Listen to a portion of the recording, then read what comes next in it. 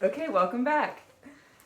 So in this installment, we read chapters 8 through 14, and We have a murder. we were right. It was John. He got murdered. He got shot. Yep, again, spoiler alert, picture the gun on the front. Figured that. Yep, and I guess that's a pool. He was killed by the side of a pool. Yes. And that's blood. That's graphic. Yeah, it kind of is. Now that we know. Yeah. And we have also another suspect. Yes, I was not expecting that. I was actually very surprised when the suspect entered the scene, and in a very big way, too. Yep. Veronica Cray. Veronica. Yeah. And she is apparently from his youth, and he was obsessed with her. They were engaged, actually. From John's youth. Married. Yeah.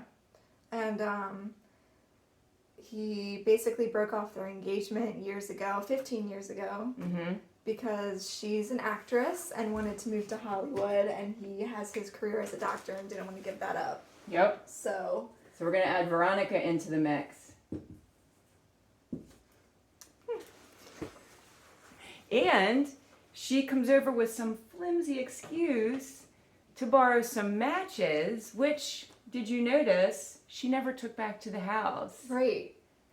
They were stacked up in the pavilion by the pool. I think that's a clue. And yet she had a fire going the next day. So, and she actually even admitted that she made up, like, she purposely kind of positioned herself in this house knowing that eventually John would be around and she could meet him again, because apparently she's still in love with him, is what she says. I never thought about the fact that she had a fire.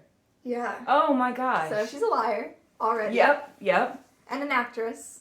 And an actress. She's good at playing a part. Didn't Poirot say he thought the whole scene seemed staged. very staged? Yep. Yes. He actually thought it was a joke. When he showed up and he saw the dead body and the blood in the pool, he actually thought it was like a joke. Yeah. So the whole thing seemed staged. So I'm thinking Veronica big time.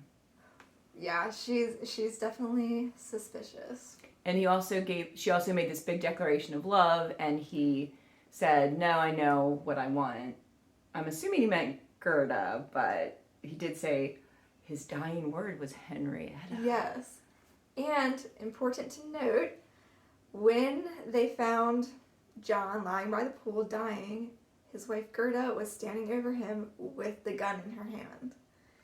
So she's like suspect number one for everybody who was there and witnessed it, which makes me not very suspicious of her, because that's like the easy answer at this point.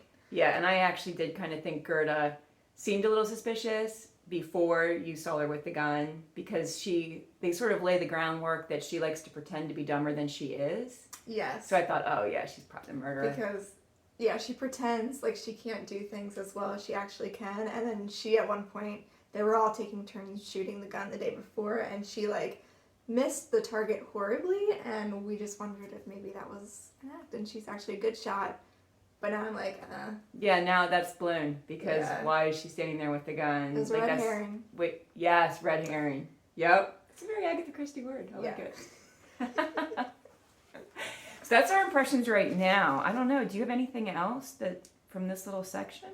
Well, I just have one question on my mind at the moment, and that is, Henrietta was, after this murder happened, she's in the room where they had been playing bridge the night before, and it mentions that she's like looking at the bridge score, and it seems to make her think of something, because then right after that she decides to go down to the swimming pool to the crime scene to look at something, and so I'm just like, I'm questioning what that was about.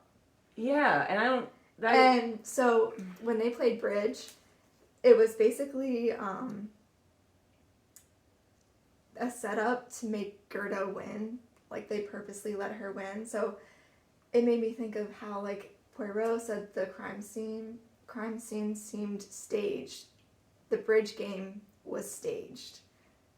And I never thought of that. If it made Henrietta think of something. I never thought of that. And that's all I can put together at this point. That's a really good point. I mean, I did draw a picture of them though. playing bridge. Like, I did draw a little diagram, how they were seated. Which I hope you don't have to understand the game of bridge to... Oh, I'm sure that we do. Because I'm pretty sure that's probably a big clue that we're... Great. Yeah, but, you know, we're doing our best here. Oh, the other thing is, here's one thing I thought of, is that the fox, they have that fox stole was in the pavilion, and you're supposed to think was Veronica's. Mm-hmm. Maybe it was Midge's, because she works in that really high-end shop. Maybe that's a red herring. Yeah. Although, but the matches are there too, so that doesn't... But still, maybe. Oh man, this is going to be hard. I know. This will take all of our skills.